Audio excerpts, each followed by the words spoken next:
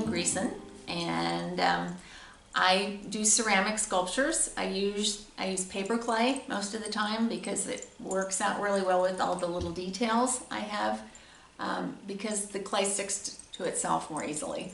I'm from Kansas City, and I've been an interior designer for over 30-some years, so that's been my love. And the business for me has changed in the last few years, so I started messing around with clay, which was a real challenge at first. When I was little, I sit around and make bakeries out of clay with little tiny cherries under the pie crust that nobody ever saw. Clearly I had not enough to do. So I got started doing that then, and I've always made things, and I'm not a drawer or a painter, but I have loved animals my whole life. I've been an animal rescue, greyhound rescue in Kansas City for years, and here I'm really involved with the Blue Ridge Humane Society. I'm on the executive board and foster kittens and do about anything and everything for them that I can. I love them. And I love fashion, and always that was always a big part of my business. I thought if I didn't look like I could pull myself together, why would I pull your house together?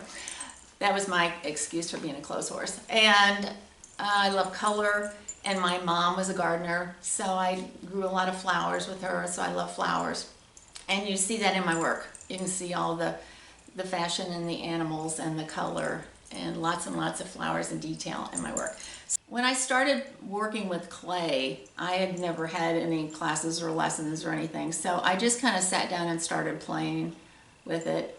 And I watched some YouTube and some videos, and eventually I got to go to an animal sculpture workshop in Philadelphia that I loved. So I'm pretty self-taught. I work off of a lot of photographs of different animals. This is the first piece that I did, and I was experimenting. You can see I tried all kinds of different things to get her going, but I used a doily to make her outfit textured, and so I was just messing around with her, but I didn't know anything about how clay really dried or didn't dry. And so after I made her, the next morning I came out to my workshop and her ears had fallen off. So I thought, she's cute and I don't want to throw her out, so I'll just add some flowers to them.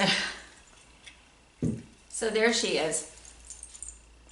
When I did the first artist studio tour, I had a lot of people come in and look at the pieces and laugh with the pieces and really enjoyed them, and they didn't really understand, I don't think, how much work they were. So the following year, I made this display showing the different steps of how I work. So I take a big chunk of paper clay, and I make a head, and I make a body like this just as a base. Of course, her head fell off and broke. And then here's the piece finished. I'm finished carving it, but it's not been fired yet. And then this is after her first firing. And then after that, that's when I paint her with the glazes. Fire her again, and then this is the final piece. So there are a lot of stages. There's a lot of drying times. If you don't let a piece dry completely, it can blow up in the kiln and take everything out in the whole kiln with it, which happened. So I've learned. My husband, Don Greeson, is an artist, and he helped me understand how the pose is, how the weight changes and shifts when someone moves, and he helped me get some motion into my pieces. So here are some of the pieces that I have today that I've put together. So each one has a story. I start off with an idea, and as I keep working, I add more details, and in my head I think I develop more and more of a story. Got the opera singer with an attitude. She's definitely one of my favorite pieces. So this miner here, I went to Mass General store with my grandchildren and got the rock, fool's gold, I guess. And my husband suggested, why don't you do a lizard that's a miner with it? So this is what I created there. It's just a variety of things in my imagination.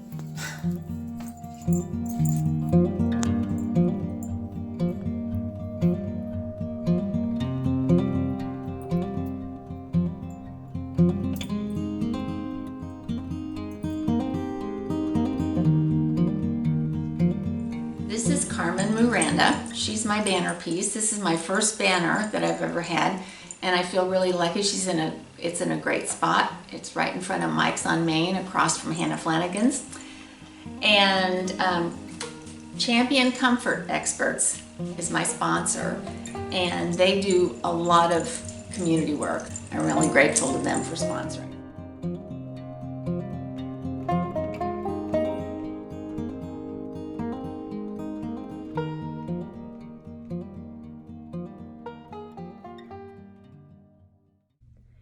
Champion Comfort Experts is so excited to be able to sponsor one of the beautiful art banners this year because as a company, we believe in the power that art has in our local community, in our nation, and as our state as a whole. We are so excited to be able to help with this opportunity.